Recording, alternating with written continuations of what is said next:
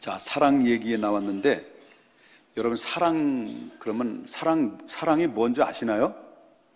사랑이 뭔가요? 예? 사랑이 뭘까요?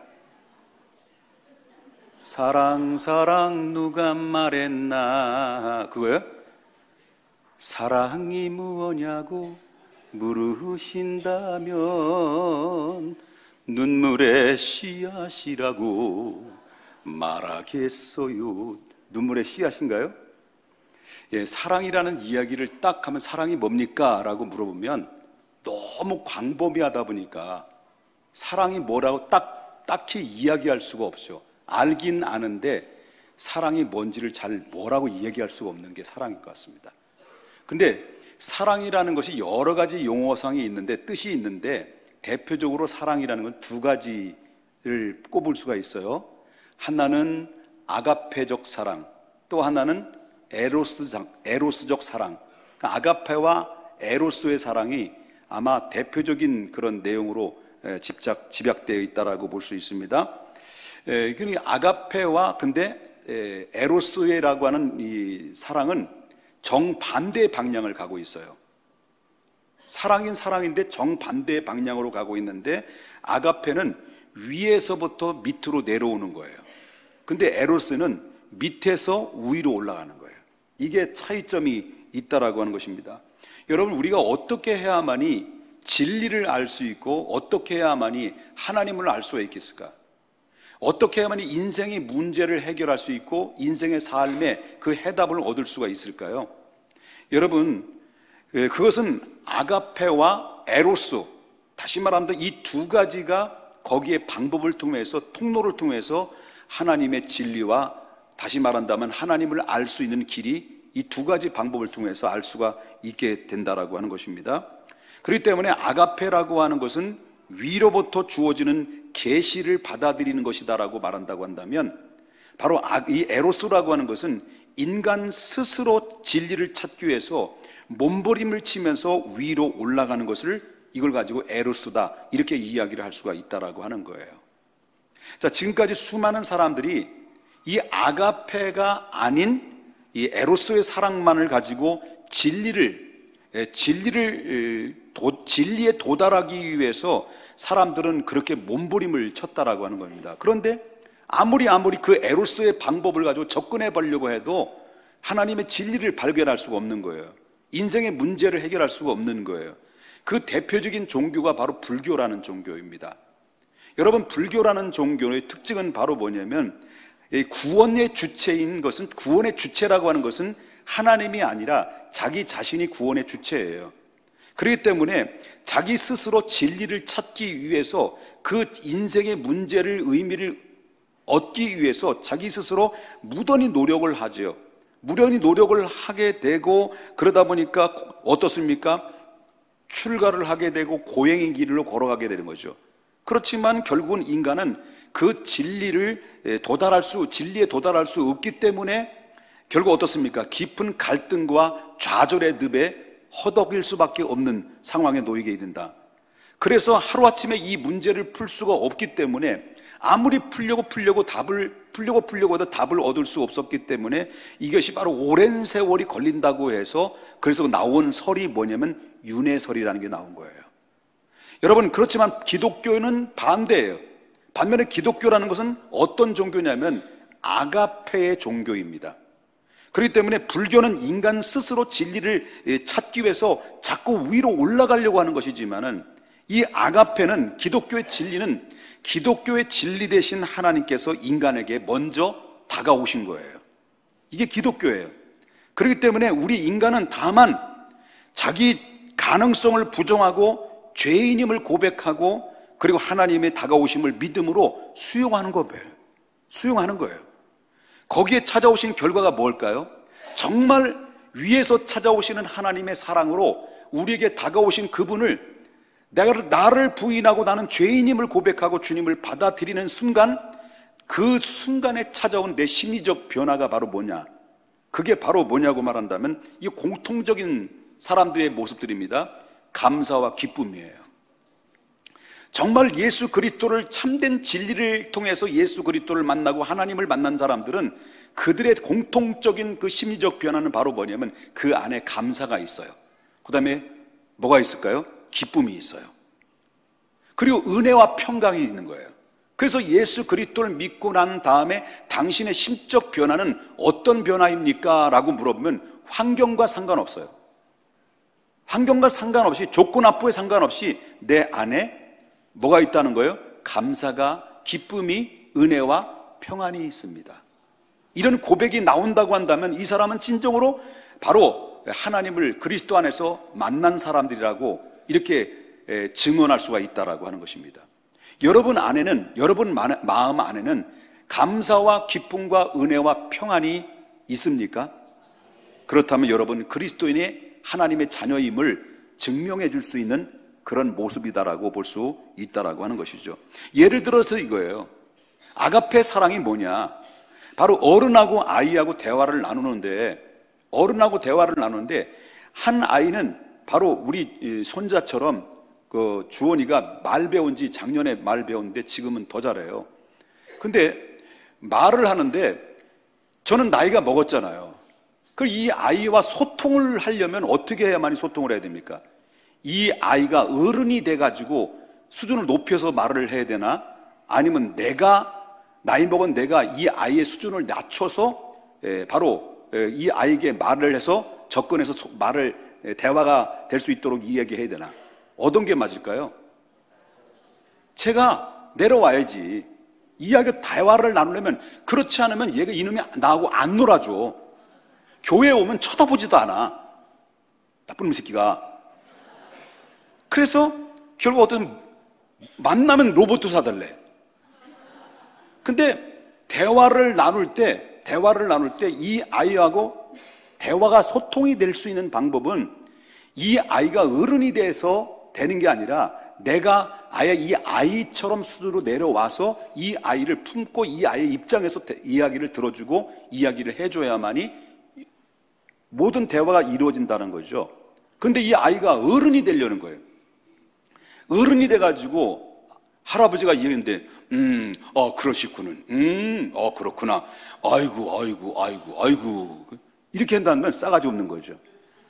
그러니까 뭘 의미하냐면 하나님이 우리에게 뭘 의미하냐면 진리를 도달할 수 있는 것은 에로스, 다시 말한다면 에로스 가지고 자꾸 하나님을 알려고, 자꾸 진리를 도달하려고 하는 것은 이건 잘못된 것이다. 바로 어른이 아이처럼 되어서 이 땅에 내려와서 바로 우리를 품어주고 우리를 입장에서 이해해주고 우리를 사랑으로 보듬어준 것이, 그것이 뭐냐? 이게 바로 아가페 사랑이라고 하는 거예요. 이해되셨어요?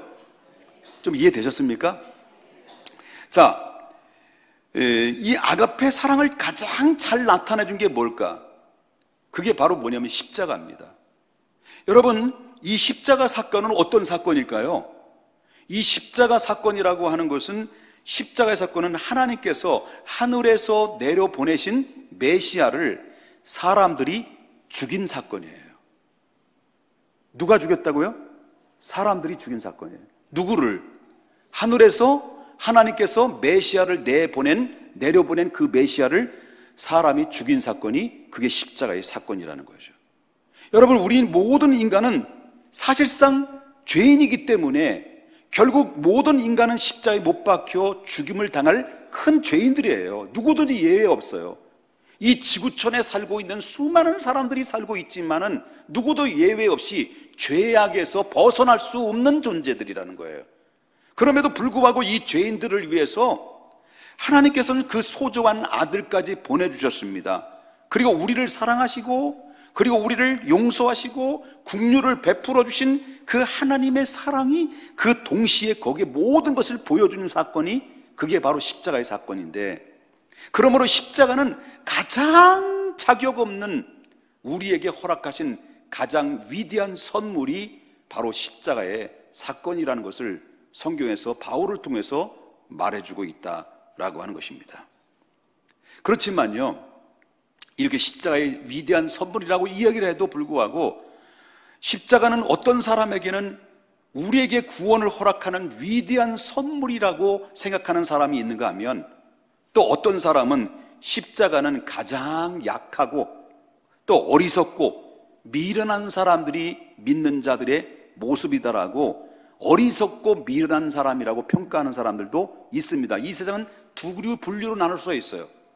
십자가는 능력입니다 라고 받아들이는 사람이 있으면, 십자가는 미련한 것입니다, 십자가를 믿는 사람들은 미련한 사람들이라고 이렇게 평가절하를 하는 사람들의 분류도 나눌 수가 있다는 것입니다. 그렇지만 이렇게 이야기하는 사람을 향해서 바울 사도는 한 방 먹여버리죠.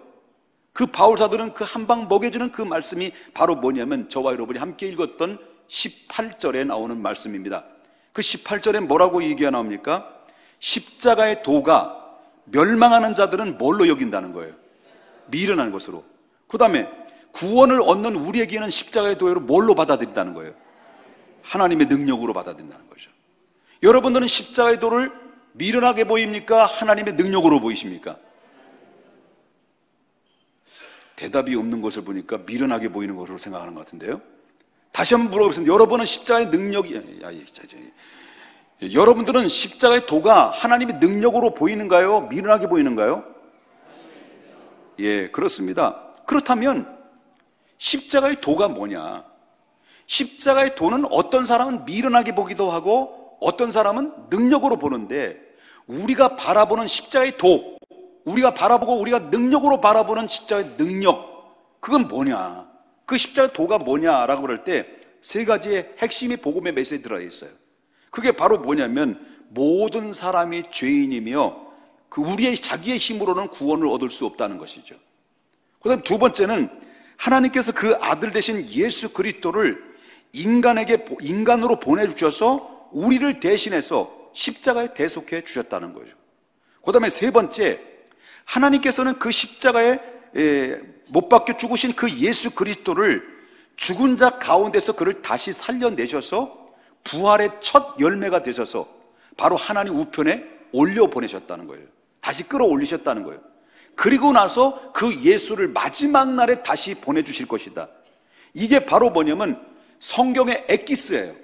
성경 66권을 다 짜고 나면 뭐가 나냐면 복음의 세 가지가 나오는데, 인간은 죄인이다, 죄인은 스스로 구원 얻을 수 없다, 하나님은 그것을 그것을 해결하시기 위해서 하나님밖에 없는 독생자를 이 땅에 보내셔서 자기 스스로 구원 얻을 수 없는 이 구원을 위해서 예수 그리스도를 십자가에 올려놓으시고, 우리가 받아야 될 죄값을 그분에게 치르게 하셔서 그분은 죽고 우리는 대신 구원 얻을 길을 활짝 열리게 해놓고, 예수님은 죽은 자 가운데서 다시 부활하셔서 이렇게 세워주심으로 예수를 믿는 사람들은 이와 같이 바로 부활의 첫 열매가 되어주신 것처럼 예수 그리스도를 믿는 사람도 동일하게 바로 부활의 기쁨을 맞이하게 될 것이고, 마지막 주님이 다시 오실 때 우리의 부활의 기쁨을 맞이하는 모든 성도들이 바로 십자가의 도가 능력으로 믿는 사람들이 다시 주님을 만나게 돼서 영원한 구원을 얻는다라고 하는 이 메시지가 바로 십자가의 도라는 것입니다. 믿으십니까, 여러분요? 그럴 때 이 말은 한마디로 말한다면, 모든 인간은 인생의 문제와 죽음의 문제와 구원받을 수 있는 유일한 길은 십자가 외에는 방법이 없다는 거예요. 그렇기 때문에 십자가 외에는 구원받을 수 있는 길이 없는 거예요. 아무리 인간의 노력으로 하고 인간의 고행을 하고 착한 일을 하고 박애주의 사상으로 살아간다 할지라도 없습니다. NO! 불가능합니다. 오직 구원받을 수 있는 길은 십자가에 외에는 구원받을 수 있는 길이 없습니다. 이게 바로 십자가의 메시지라고 하는 거예요. 하나님 안에는요, 지혜가 무궁무진해요. 하나님 지혜의 하나님이에요. 지혜가 무궁무진한데, 그런데 하나님의 인간을 향한 구원의 지혜가 어디 다 집약되어 있느냐?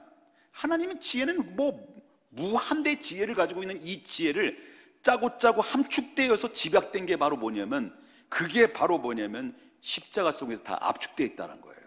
하나님의 사랑이 십자가 속에 다 압축되어 있는데, 하나님의 지혜가 놀라우시지만은 하나님께서는 모든 지혜를 합치하게 되면 뭐가 나오냐면 그 바로 십자가가 나오는 거예요.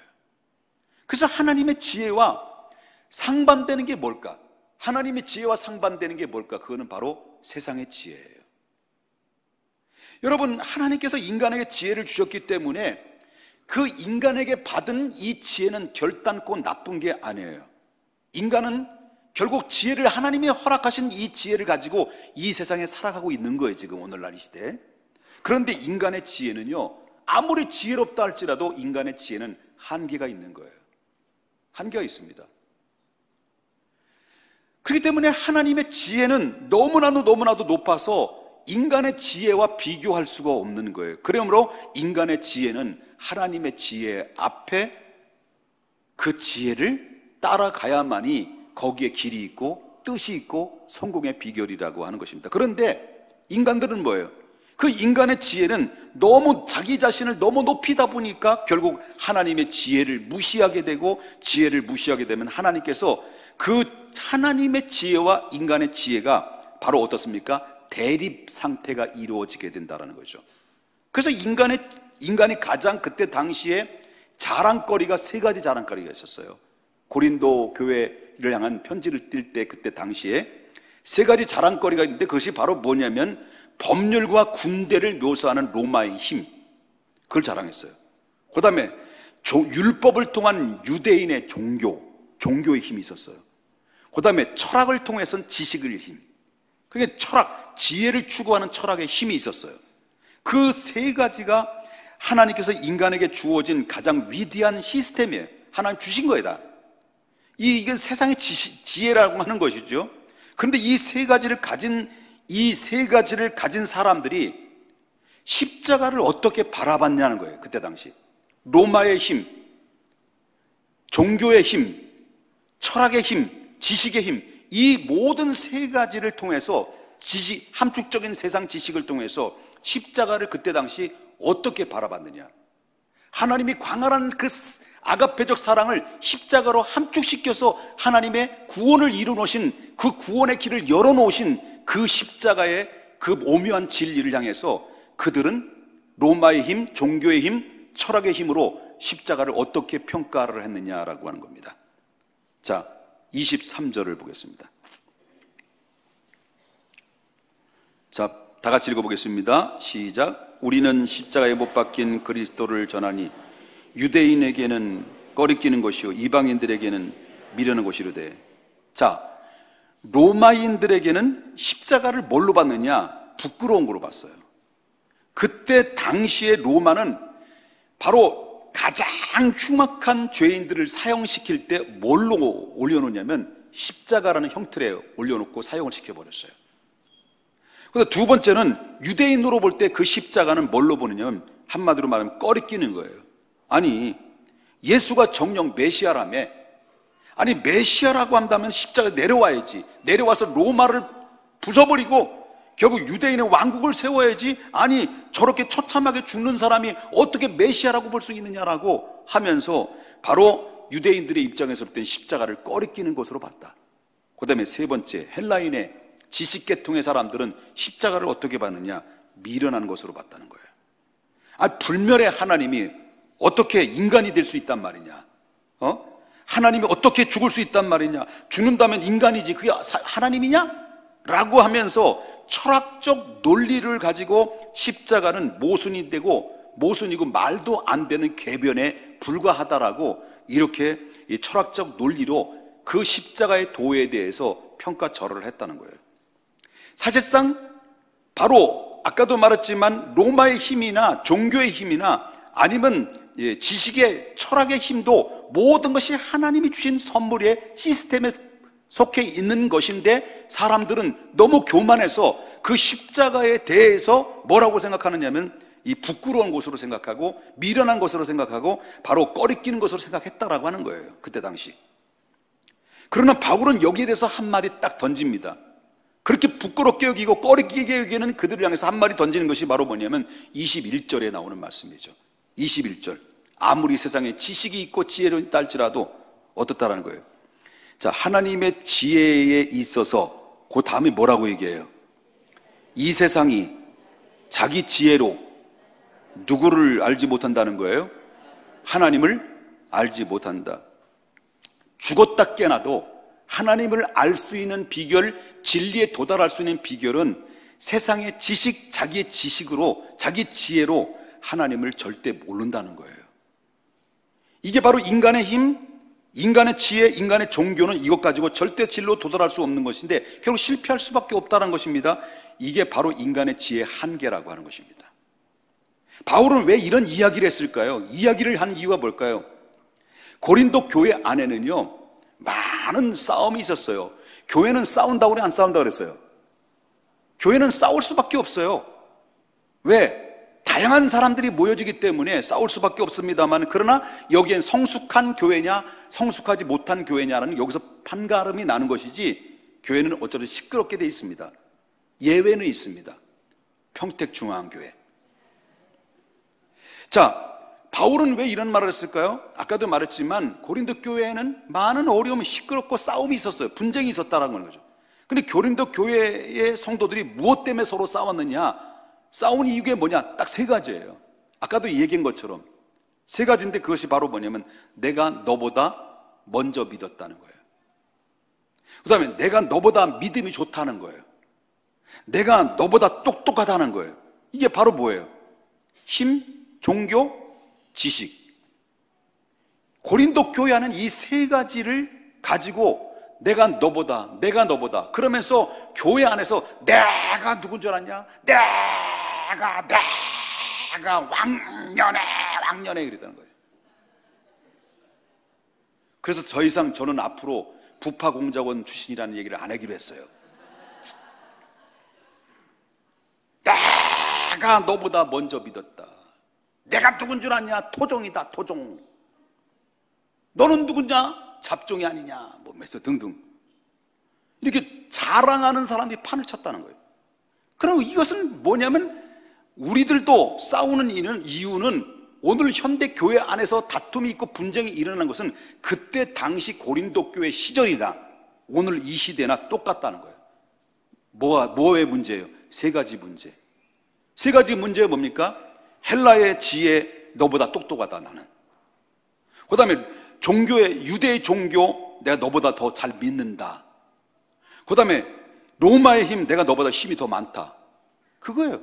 이것 때문에 싸우는 거, 오늘날도. 내가. 옆에 분 인사합시다. 옆에 바라보시면서, 바라봐야 됩니다.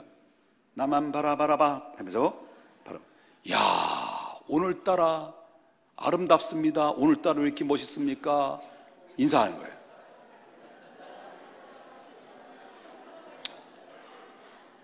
그럴 때 이렇게 얘기하겠죠.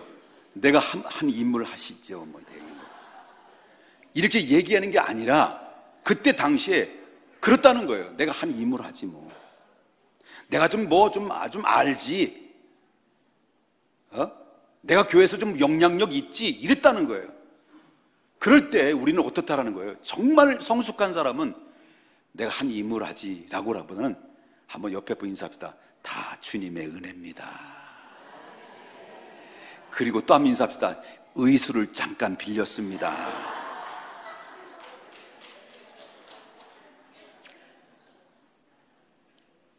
싸우는 이유 그거예요. 그러니까 인간의 3대 지혜를 가지고 교회 안에 싸우는 거예요. 인간의 3대 지혜를 가지고.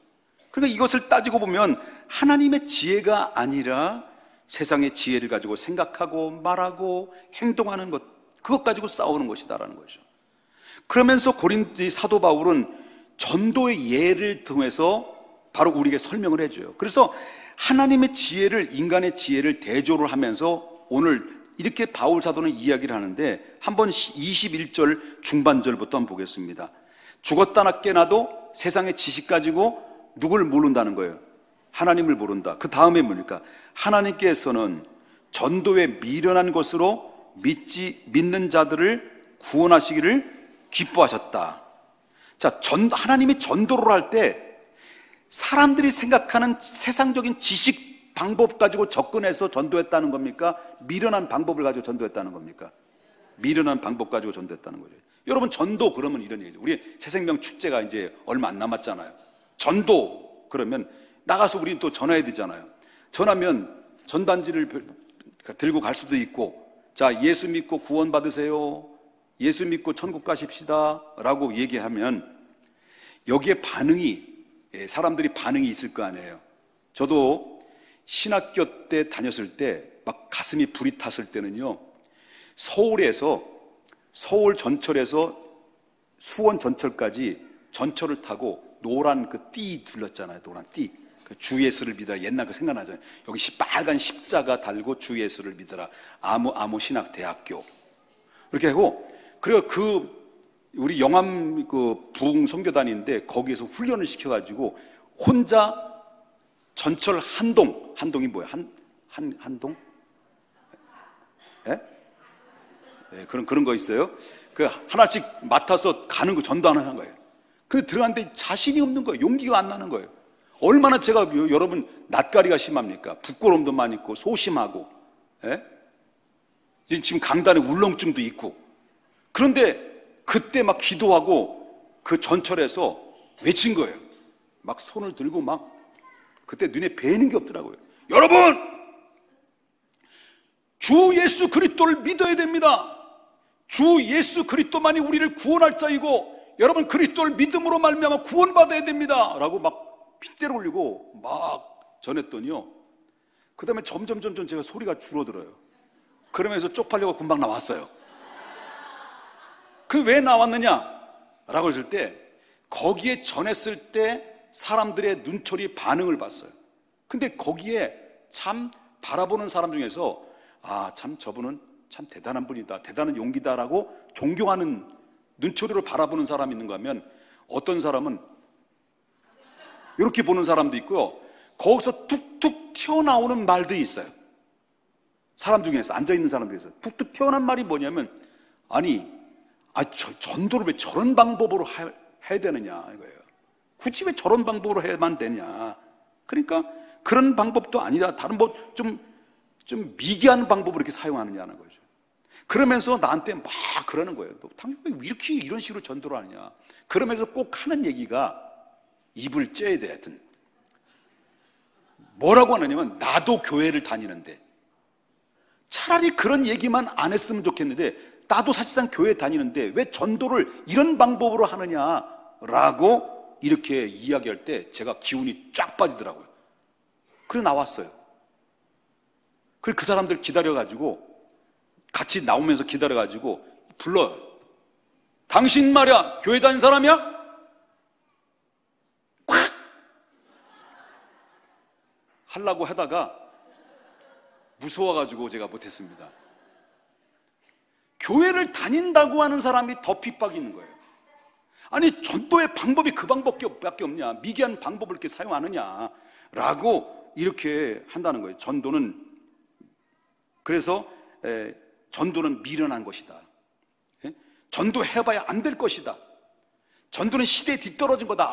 요즘 이 시대처럼 4차 산업시대 속에서 살고 있는데 왜 이런 미개한 방법으로 전도할 필요가 뭐 있겠느냐라고, 사람들은 이렇게 전도하는 사람들을 향해서 미련하다라고 이렇게 평가절하를 했다라고 하는 거죠.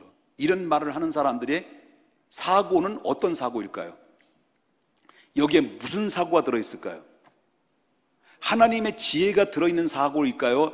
자기 지혜가, 세상적인 지혜로서의 사고를 가지고 이런 얘기를 할까요?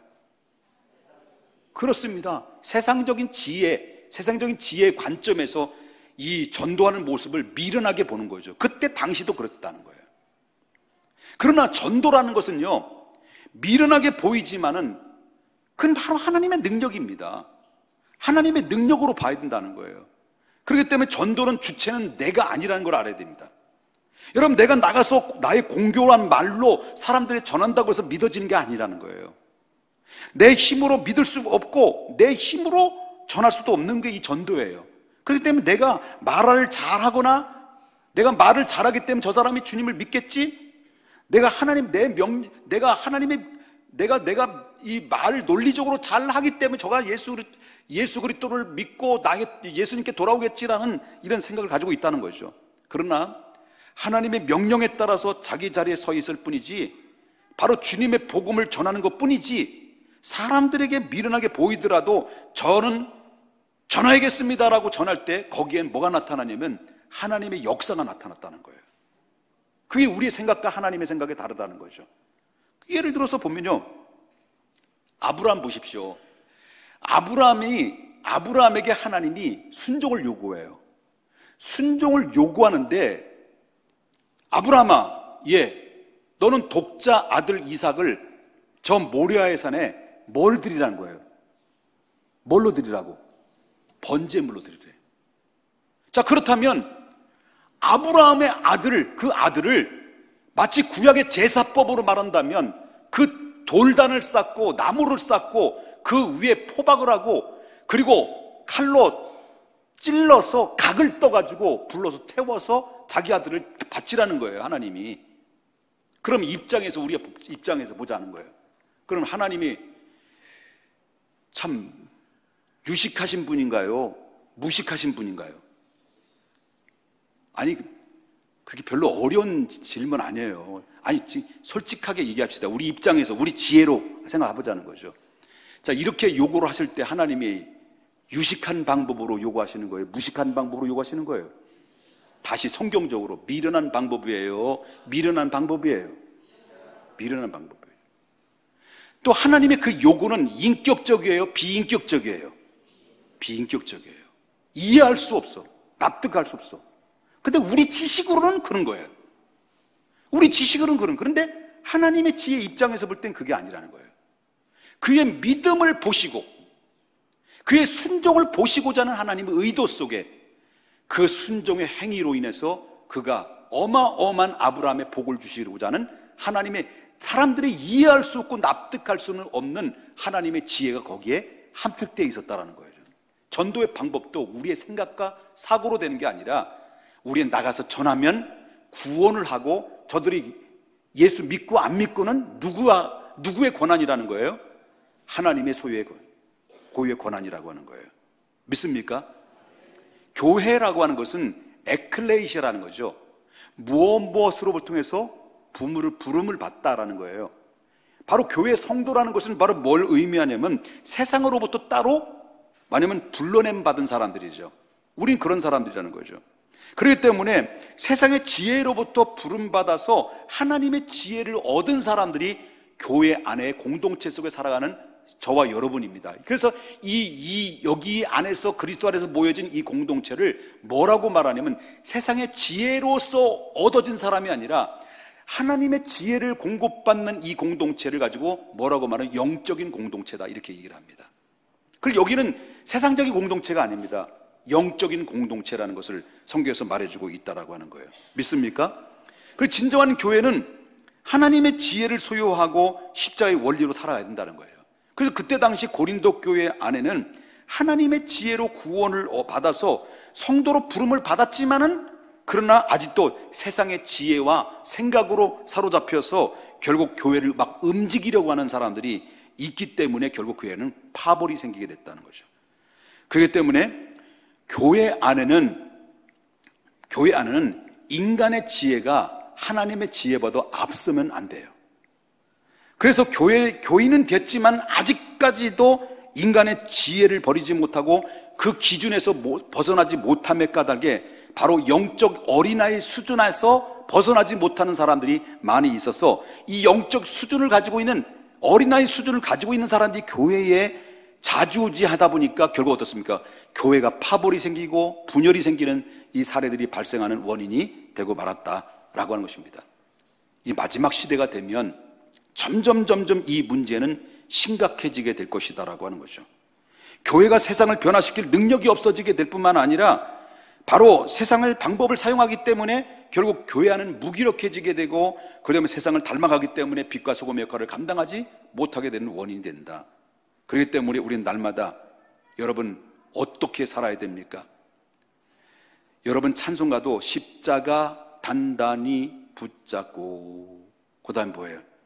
날마다 이기며 나가세. 십자가 단단히 붙잡고 날마다 이기며 나가는 그 이기는 힘, 영원한 생명을 얻는 방법은 저와 여러분이 십자가를 붙드는 방법밖에 없다라고 하는 것입니다. 믿습니까? 그런데 교회 안에는 세상적인 지식의 관점을 가지고 교회를 접근하면 안 된다는 거예요. 그래서 여러분이 회의를 해도 의장하고 손을 드는 분들 많아요. 노예를 가보면 마이크에 은사 받은 사람들이 꼭 있어요. 앞에 나와서 의장 하면 단골 손님 꼭 이 얘기를 해요. 근데 이 얘기를 하는데 교회 안에 재직회를 하든 뭐 어떤 회의를 하든 간에 여러분 꼭 의견을 내놓는 것은 대부분의 사람들은 뭐 그런 건 아니지만은 자기 관점과 자기 지식의 관점에서 접근해서 그거를 문제를 제기하고 내놓는 경우들이 많이 있다는 거예요. 그래서 문제가 되는 거예요. 근데 회의를 하게 되면 그래서 뭐가 자꾸 생깁니까? 회의를 자꾸 자주 하게 되면 뭐가 생깁니까? 회의가 생겨요. 회의가 생기면 싸움이 생겨. 싸움이 생기면 막 회충이 생겨. 그래서 막 충이 막 생겨가지고 그 회의가 막 아수라장이 돼버리는 경우들이 얼마나 많이 있습니까? 차라리 회의 안 하는 게 좋아요. 우리는 바로 뭐냐면 바로 모든 회의를 진행하면서 자기 생각과 내 판단, 내 생각에는요 이렇습니다, 내 생각은 그렇습니다, 이거 없어야 돼요. 정말 교회 회의를 하든지 뭘 하든지 하나님의 교회 일을 추구해 나갈 때 어떤 커다란 문제를 해결하고 결정해야 될 때는요 자기 생각과 자기 판단을 내려놔야 돼요. 그 다음에 하나님의 지혜를 구해야 돼요. 하나님의 기쁨이 무엇이고 하나님이 가장 원하시는 뜻이 무엇인지를 먼저 하나님께 물어보고 거기에 지혜를 구해서 내 생각이 아무리 옳다 할지라도 하나님의 뜻, 하나님이 기뻐하신 일에 내가 순복하면 거기에는 반드시 결과가 나타나고 축복이 나타나는 거예요. 내 개인의 신앙생활도 마찬가지예요. 여러분 축복의 삶을 살아가는 유일한 통로와 매개체는 여태까지 저와 여러분이 내 지식과 내 상식의 논리로 살아왔다면 이제부터는 여러분 영적인 사람들이기 때문에 하나님 이 문제를 어떻게 해야만이 됩니까? 라는 질문을 던지는 거죠. 이럴 때는 어떻게 할까요? 하나님 내게 지혜를 주십시오. 내 짧은 지식 가지고 하나님의 광활한 그 어마어마한 세계를 통달할 수가 없으니 하나님 내게 이 문제를 어떻게 해결하고 어떻게 판단해야 될지 알려주십시오 라고 하나님 앞에 지혜를 구하고 지혜를 찾고 그래서 그 지혜를 따라서 성령의 인도함과 감동 받은 대로 우리가 순복하게 되면요 여기는 아브라함이 예비해 놓으신 양처럼 예비해 놓은 것처럼 그죠? 그리고 아브라함에게 하늘을 봐라 바다의 모래알처럼 너희 후손들이 창대하게 될 것이고 하늘의 별처럼 너에게 복이 될 것이다 라는 축복이 역사가 바로 자기의 생각과 자기의 논리를 다 내려놓고 아버지의 기쁘신 뜻에 자기의 순종의 자리를 발을 디딜 때 거긴 기적이 나타났고 거긴 위대한 영적인 믿음의 아버지로서 아버지 모든 후대들에게 존경받는 사람이 된 거 아닙니까?